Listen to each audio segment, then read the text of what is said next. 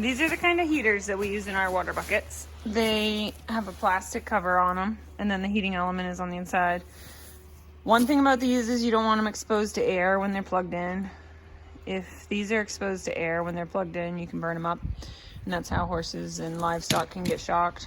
They come with these red plastic hooks, and these just snap onto your bucket like that to help keep the cord in place. And you can see that the cord has some cover up on it, so you'd want to just lay that in your bucket flat like that, and then you would squeeze this underneath the plastic cover up right here.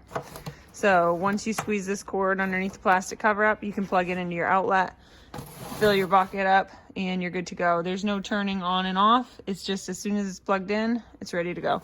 Now, this is the kind of muck bucket that we use for our mini horse Pippin.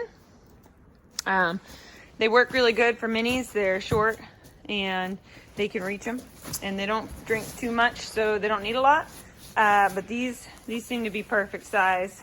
They don't need to be scrubbed out all that often, and they don't get too grimy. This is one of our wooden boxes, and we use all different kind of scrap wood because lots of times the horses will chew these up. They don't eat it, but they just like to chew on stuff sometimes when they get bored. Sometimes we'll get a boarder in who just has picked up some naughty habits over time. We always trim them off so they look kind of nice, and we use anything from old pallets to make these to chiplap to, you know, chipboard, whatever. We don't care as long as it fits. So we make them big enough so that the muck buckets can fit in there. We always do like a little notch on the side for our water heater.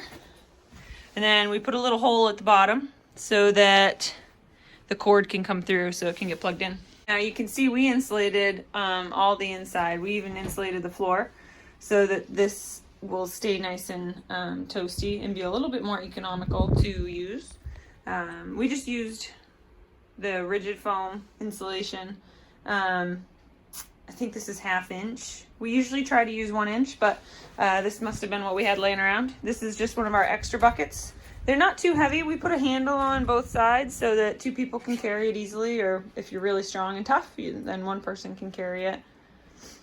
These have really saved our electric bill.